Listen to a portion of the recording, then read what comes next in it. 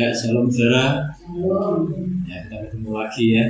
Nah, saudara, malam ini saya ingin lanjutkan ya renungan kita tentang Nuh. Ini kehidupannya Nuh ya saudara ya. Nah, kapan hari kita sudah renungkan bagaimana Nuh itu sampai mabuk. Hari ini kita akan merenungkan bagaimana Nuh setelah dia sadar, terus dia mulai mengutuk Ham, kemudian memberkati Sem dan Yafet. Tapi hari ini kita akan fokus pada bagaimana Nuh itu mengutuki Ham ya saudara ya. Yuk kita baca di Kejadian 9 ayat 22 sampai 25 saudara. Yuk kalau sudah ketemu saya bacakan ya untuk kita semuanya.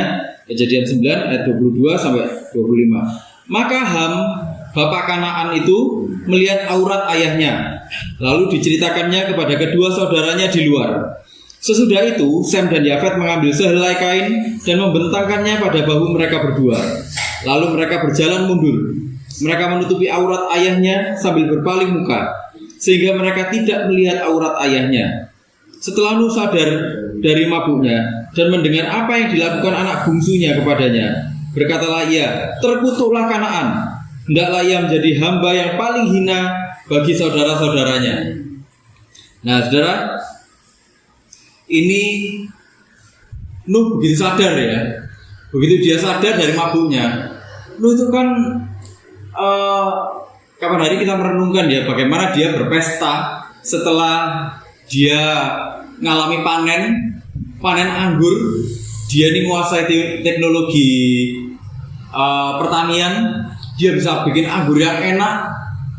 Terus habis itu dia milih anggur-anggur yang terbaik. Habis milih anggur yang terbaik, dia nikmati, tapi kebablasan. Sampai akhirnya dia mabuk. Dia mabuk, dia nggak sadar, dia telanjang saudara. Waktu itu, ya, dia telanjang. Nah, disitulah Ham melihat dia. Nah, tapi yang jadi masalah, kenapa kok cuma melihat aja? Terus ini malah Ham ini dikutuki. Tapi lebih tepatnya yang dikutuki adalah Kanaan, anak bungsunya Ham. Kenapa? Lah apa hubungannya terus? Ya, kita akan sama-sama merenungkan, kita akan sama-sama mempelajari. Yang pertama, ini memang ada beberapa kemungkinan saudara ya. Kenapa kok sampai Nuh itu murka? Saking murkanya sampai kata-kata kutuk itu keluar dari mulutnya Nuh. Nah, kemungkinan yang pertama, Ham itu terindikasi menjadikan kemabukannya Nuh itu sebagai bahan hinaan, bahan tertawaan dan juga gunjingan publik. Jadi kemabukannya Nuh itu mabuk, Nuh itu telanjang loh. Diceritakan sama semua orang aibnya Nuh ini. Diceritakan ke banyak orang. Nuh malu luar biasa dia. Bagaimana mungkin orang yang sama Tuhan itu dipasrah itu memulai lagi sebuah budaya, merintis lagi sebuah masyarakat yang berbudaya saudara ya. Masyarakat yang maju, masyarakat yang sesuai dengan harapannya Tuhan. Bagaimana mungkin orang yang dipasrai tanggung jawab seperti ini akhirnya mabuk sampai dia telanjang? Ya kan? Orang-orang berpikir seperti itu. Nah, Nuh bagaimana? Marah dia waktu tahu aku dijadikan gunjingan. Wah, murka lah dia. Kalau kita aja dijadikan gunjingan gitu, saudara, kita dirasani orang dulu. Iya kan? Kita dirasani orang aja kita bisa ngamuk, iya kan? Apalagi ini dijadikan gunjingan di orang banyak. Jadi ini gunjingannya bersifat publik, saudara. Jadi bukan dirasani, tapi gunjingannya ini bersifat publik. Semua orang tahu bahwa Nuh punya aib seperti itu. Nah, ada lagi kemungkinan yang kedua. Di komentar-komentar kuno, saudara, ya, kata melihat di sini kan dibilang, maka Ham bapak Kanaan itu melihat aurat ayahnya. Saudara, kalau kita buka di Imamat 20, ya, ayat yang ke-17, dibilang gini, bila seorang laki-laki mengambil saudaranya perempuan, anak ayahnya atau anak ibunya, dan mereka bersetubuh, maka itu suatu perbuatan sumbang, dan mereka harus dilenyapkan di depan orang-orang sebangsanya. Orang itu telah menyingkapkan aurat saudaranya perempuan, maka ia harus menanggung kesalahannya sendiri. Saudara, dalam konteks kuno waktu itu, orang dibilang melihat, kalau ada kata melihat ketelanjangan seseorang itu ada indikasi dia melakukan hubungan seksual. Jadi ada indikasi gini, saudara. HAM itu bukan cuman dia melihat lu mabuk, tapi ada indikasi HAM itu melakukan pelecehan seksual kepada Nuh. Dan ini pelecehan seksual yang parah. Itulah kenapa Nuh murka waktu dia tahu. Nah, kita akan lanjut ya. Kita akan lanjut lagi terus ini. Nah, rabi-rabi di abad ketiga, ya saudara ya, di dalam Talmud ya, memperdebatkan bahwa HAM ada indikasi, ada kemungkinan HAM itu mengebiri. Bahkan bukan cuma mengebiri, saudara. Jadi ini sebuah pelecehan seksual. Di Yudaisme abad pertengahan, saudara, ada Rabi Shlomo itu bilang, Kanaan itu melihat keadaan Nuh. Ya, ini yang bikin Nuh marah. Kanaan itu melihat, Kanaan ini anak bungsunya Ham. Itu melihat, loh, ini kakekku telanjang karena mabuk. Dia ceritalah sama papanya. Papanya datanglah ke sana, gitu ya. Papanya terus bukan cuma cerita-cerita ke orang-orang, tapi disitulah gara-gara ceritanya Kanaan ini, akhirnya Ham melakukan satu pelecehan seksual yang parah, ya, nggak cuman di ini dia, nggak cuman di dikebiri, tapi di sodomi, saudara.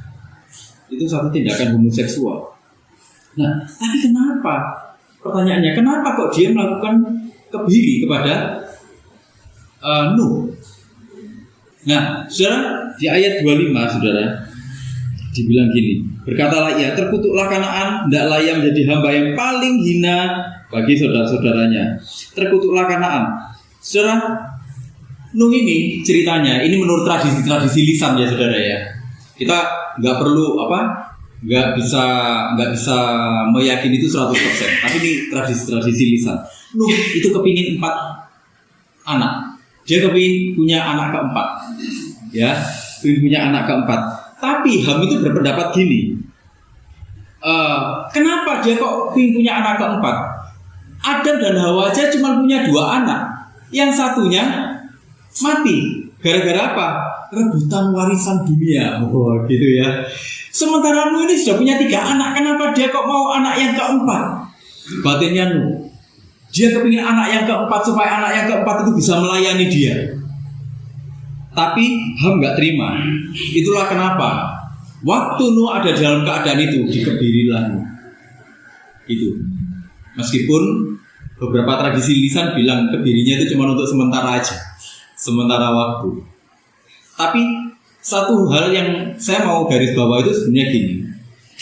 Apa yang dilakukan Kanaan dan juga Ham itu sebenarnya gambaran dari moralitas. Moralitas yang dibawa oleh Ham dari masyarakat sebelum era air bah. Ya, waktu itu kan dibilang di era sebelum air bah itu masyarakat semuanya itu berbuat jahat. Bener nggak saudara? Berbuat jahat semuanya kan, penuh kekerasan. Terus mereka tuh melakukan penyimpangan-penyimpangan, ya toh, nggak ada yang berbuat baik waktu itu. Hanya Nuh yang dianggap sama Tuhan tuh punya moral yang baik. Makanya Nuh dibilang Nuh itu saking baik moralnya, nggak ada yang bisa nyacat Nuh, nggak ada yang bisa menghakimi dia. Makanya Tuhan tuh senang melihat hati nuraninya Nuh ini, murni sekali, ya. Nah, moralitas itu dibawa. Moralitas bejat itu dibawa sama Ham. Ya, bukan cuma dibawa, tapi moralitas itu diteruskan sama Ham kepada Kanaan. Nah, itu loh saudara. Jadi Kanaan ini lambang dari apa? Lambang dari satu dosa kolektif dari pihaknya Ham. Itulah kenapa dia nanti dikutuk ya saudara ya. Nah, saya lanjut. Ayat 25 bilang terkutuklah. Terkutuk itu apa? Bahasa Ibrani-nya arar. Arar itu mengutuk. Bukan cuma mengutuk, tapi dia menyerahkan pada kutuk. Bukan cuma menyerahkan pada kutuk, dinyatakan sebagai kutuk. Ya, artinya dia keluar dari berkat-berkatnya Tuhan. Dia keluar dari berkat-berkatnya Tuhan. Dia sudah tidak ada lagi dalam barisan atau dalam garisnya orang-orang yang menerima berkat-berkat dari Tuhan. Dan itu terjadi terus-menerus, seterusnya akan seperti itu. Loh, kenapa? Kok bisa sampai seperti itu? Saudara, ini adalah kutuk yang pertama kali diucapkan oleh manusia. Sebelumnya yang mengucapkan kutuk itu Tuhan, ya kan? Diucapkan pada ular waktu itu, ya. Waktu manusia jatuh dalam dosa, ya kan? Tuhan mengucapkan kutuk. Tapi kutuk yang diucapkan oleh manusia ini baru pertama kalinya, saudara. Nuh mengutuki Kanaan. Kamu akan keluar dari barisan orang-orang yang diberkati oleh Tuhan. Kamu gak akan menikmati berkat dari Tuhan. Dan itu akan berlangsung terus-menerus, gak berhenti-berhenti. Ya. Nah, saudara, waktu Nuh mengutuk Kanaan, ini sebenarnya satu nubuatan, seperti satu nubuatan. Tapi gini, saudara, kalau nubuatan itu kan seperti satu inspirasi dari Tuhan, ya. Satu inspirasi dari Tuhan. Terus dia bilang gini, oh kamu nanti akan mengalami seperti ini, seperti ini, seperti ini, seperti ini. Nah, tapi kalau dalam konteksnya Nuh ini melihat satu pola. Kamu ini bejat, ya. Kamu ini membawa moralitasnya yang zaman dulu, orang-orang sebelum air bah, itu kamu bawa semua. Kamu ikuti semua moral yang bejat kayak gitu itu. Gak cuma kamu ikuti, kamu turunkan, kamu ajarkan kepada anak-anakmu. Karena kamu ajarkan kepada anak-anakmu, anak-anakmu juga akan mengajar kepada keturunannya seperti itu. Dan keturunannya juga akan mengajar lagi kepada keturunannya. Makanya yang seperti itu, perbuatan bejat seperti yang kamu lakukan itu tidak akan pernah berhenti sampai seterusnya. Itu akan terus-menerus terulang.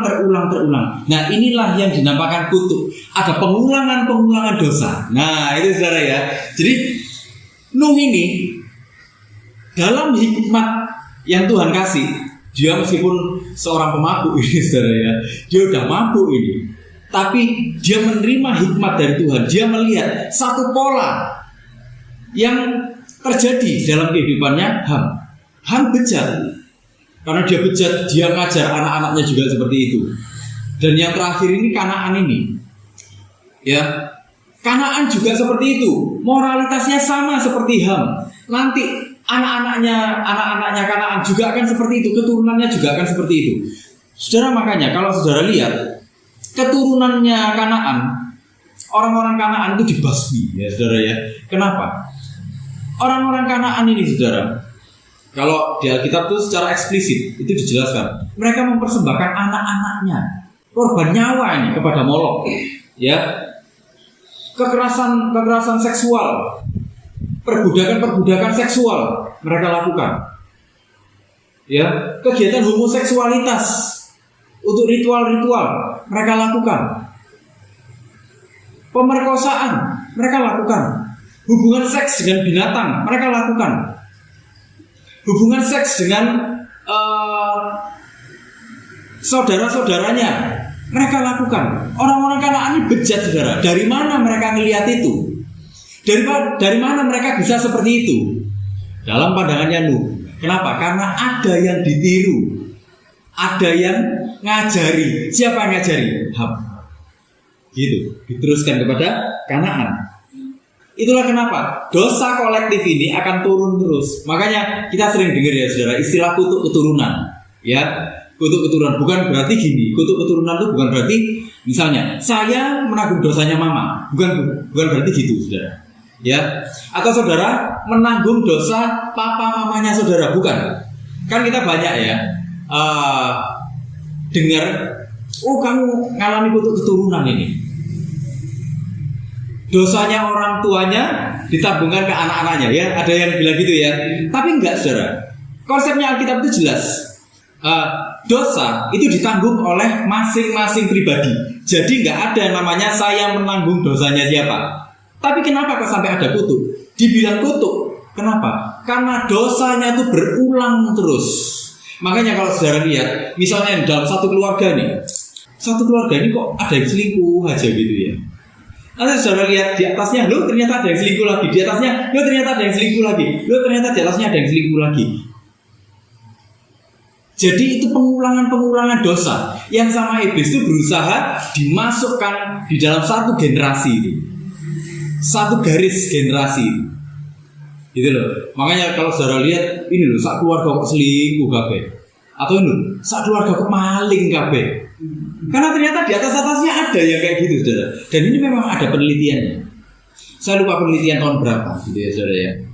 Nah, saudara, makanya penting bagi kita sebagai orang tua itu untuk ngasih teladan yang baik untuk anak dan cucu, ya, terutama untuk anak. Penting bagi kita untuk ngasih teladan. Nah, saudara, ada satu penelitian ini. Penelitian ini bilang gini.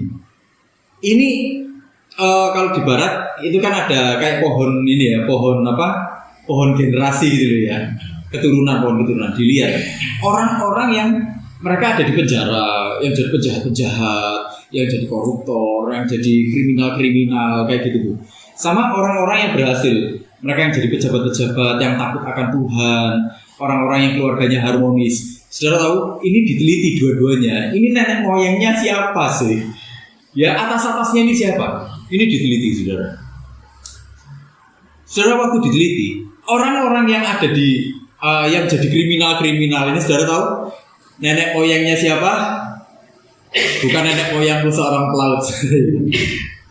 Itu nenek moyangnya ternyata mereka melakukan hal yang sama. Mereka nenek moyangnya ini ternyata sama-sama kriminal, pemerkosa, pencuri, perampok, yang kayak gitu-gitu, pelaku-pelaku kriminal. Akhirnya apa? Anak-anaknya ikut semua, set. Sementara anak-anak yang dari keluarga harmonis ini, mereka jadi dokter yang baik, mereka jadi orang-orang yang lurus, ya, takut akan Tuhan. Dilihat atasnya itu saudara, rata-rata itu orang-orang yang benar-benar takut akan Tuhan. Wah, itu saudara ya. Itulah kenapa teladan kita itu menurun. Nah, saudara, iblis itu berusaha untuk mengulang pola-pola dosa. Saudara kalau baca di buku saya ya, yang di buku Indigo, Okultisme atau Karunia Rohani, saya jabarkan di situ kutuk dan bagaimana kutuk itu diulang, berusaha diulang lagi. Dosa itu berusaha diulang lagi, tapi dibuat dosanya itu sewajar mungkin. Misalnya ada orang tua yang suka ke dukun misalnya, anak itu pasti akan berpikir gini, itu nggak apa-apa, karena dia biasa melihat orang tuanya main okultisme. Anak itu lihat orang tuanya pergi ke dukun. Anak ini saudara, secara sadar dia akan bilang bahwa pergi ke dukun nggak apa-apa. Di bawahnya lagi cucunya gitu ya, cucunya itu akan berpikir, iya ya, engkong, papa, itu ya kayak gitu, nggak apa-apa berarti, gitu loh. Di dalam alam berpikirnya mereka bilang nggak apa-apa. Saudara, kesalahan yang terus-menerus diulang itu akan dianggap sebagai kebenaran, benar nggak? Iya kan? Nah, itulah yang namanya kutuk, saudara. Ya. Nah, saudara, HAM itu dianggap rusak secara moral, ya. Karakteristiknya diteruskan dari yang dulu-dulu kepada keturunannya. Saudara, makanya kita ini harus hati-hati, ya saudara ya. Kalau saudara sudah takut akan Tuhan hari ini, tetaplah kasih contoh. Makanya saya sering bilang kan saudara, sebenarnya ladang penginjilan kita yang pertama kali itu di mana? Di dalam keluarga. Kita punya tanggung jawab untuk siapa? Untuk anak, ya kan? Menjadi teladan untuk menantu, menjadi teladan untuk siapa? Cucu. Mereka orang-orang yang kita ajar pertama kali. Makanya saudara, kita nggak usah terobsesi dengan pelayanan yang kita tunggu pelayanan yang gede-gede gitu. Pelayanan yang gede-gede yang dilihat orang enggak, saudara. Karena kalau di dalam keluarga ini sampai rusak, saudara, keluarga yang rusak akan menghasilkan keluarga yang rusak lagi.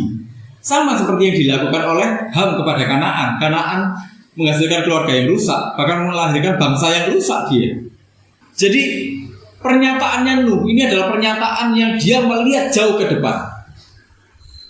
Karena kamu bejat, kamu juga mengajarkan anakmu bejat. Lihat kamu ya. Saya sudah melihat ada pola, ya, pola hati, pola karakter, pola moral khususnya dalam Kanaan. Makanya Nuh langsung mengutuki Kanaan, saudara. Saudara, makanya ya kita tuh harus hati-hati. Saudara, misalnya nih dalam kasusnya indigo gitu. Saudara, orang Kristen banyak kan yang ngelihat atau yang berpandangan gini. Kalau orang bisa ngelihat setan itu dibilang karunia, benar nggak?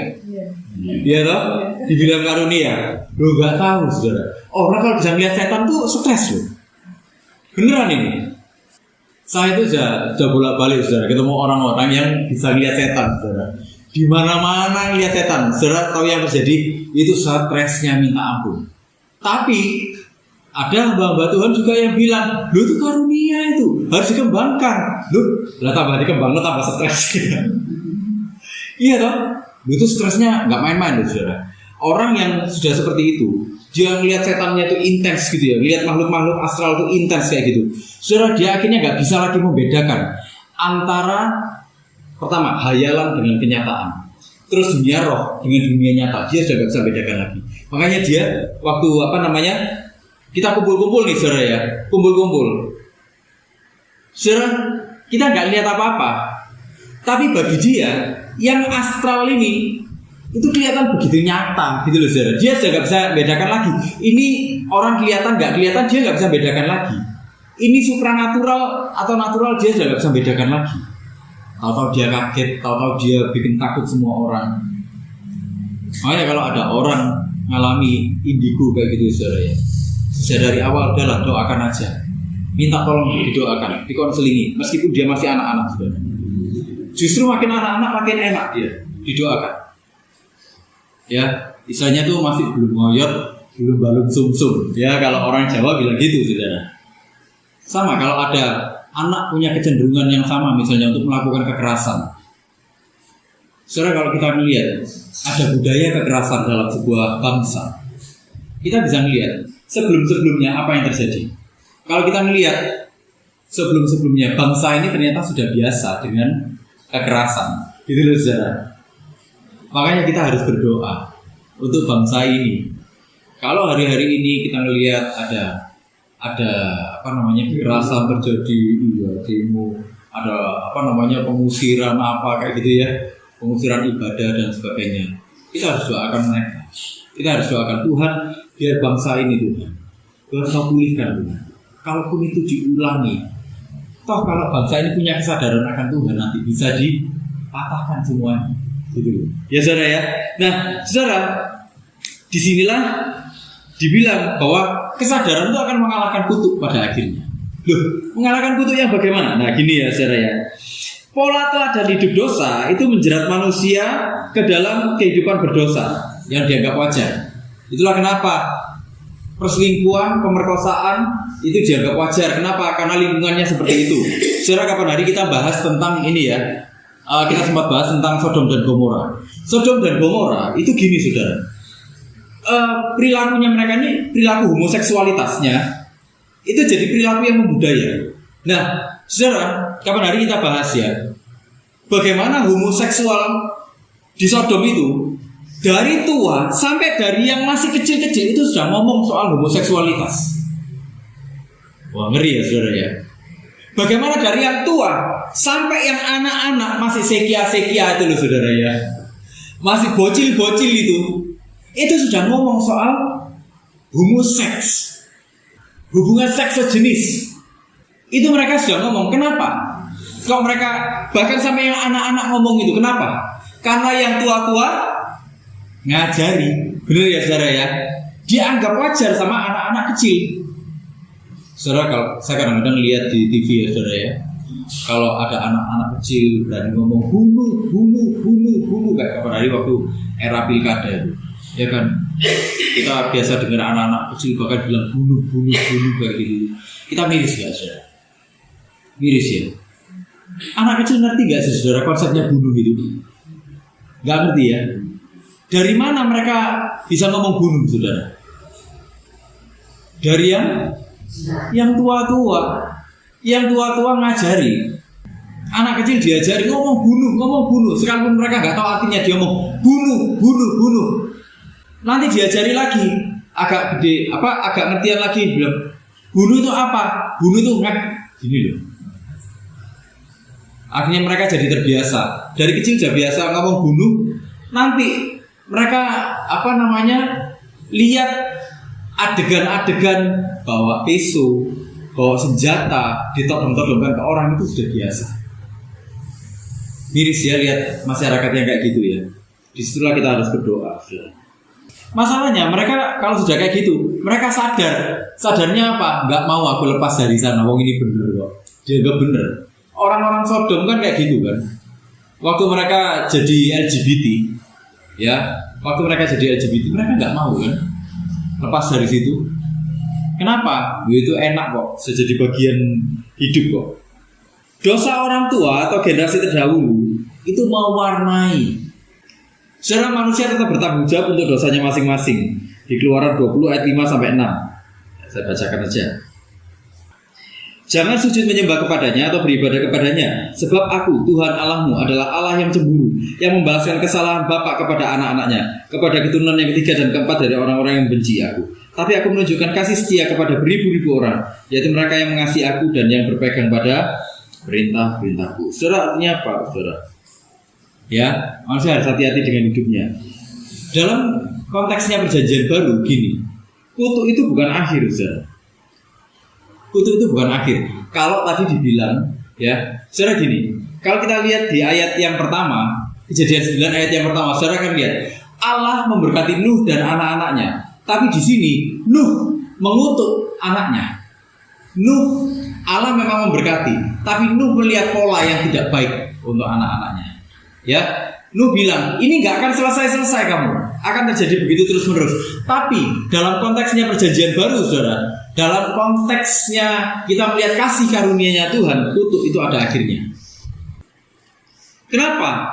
Akhirnya apa? Akhirnya itu kayu salib. Waktu Yesus menanggung setiap kutuk. Waktu Yesus menanggung semua kutukan kita, itu ada di kayu salib. Tuhan bilang apa? Tetelestai, sudah selesai. Di titik itu, waktu Yesus ngomong sudah selesai, seluruh urusan kutuk itu sudah selesai. Dari hari itu sampai selama-lamanya. Contohnya siapa? Nah, di perjanjian lama itu sudah ada contohnya. Saudara, waktu peristiwa orang-orang Israel ya mau masuk ke tanah Kanaan, mau membobol tembok Yeriko, mereka kan ngirim pengintai, bener gak? Ngirim pengintai. Nah, pengintai ini diselamatkan sama siapa, saudara? Namanya Rahab. Ya, Rahab ini orang Kanaan. Dia orang Kanaan yang sudah sering dia dengar kisah-kisah tentang hebatnya Tuhannya orang Israel, Allahnya orang Israel. Disitulah dia mengakui kedahsyatannya orang Israel. Dia bilang, kamu tak selamatkan, tapi nanti kalau orang Israel ini masuk ke tanah Kanaan, merebut tanah ini, jangan lupa sama aku. Ya kan? Dia selesai. Kesadarannya dia akan kasih karunia-Nya Tuhan. Kesadarannya dia kepada Tuhan itu membuat kutuk itu selesai. Kutuk yang sama Nuh itu diucapkan. Ini pasti terjadi sampai seterusnya. Waktu peristiwanya Rahab, kutuk itu selesai. Ya saudara ya, kutuk itu selesai.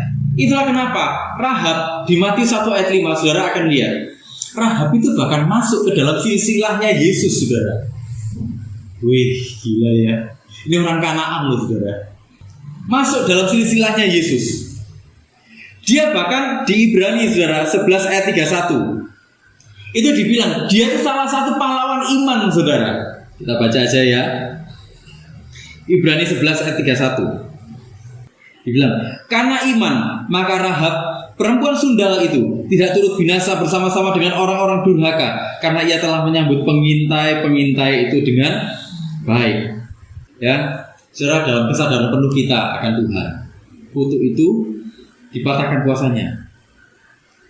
Kutuk itu kan satu pola. Waktu kita menyadari kita ini ditebus sama Tuhan, saudara.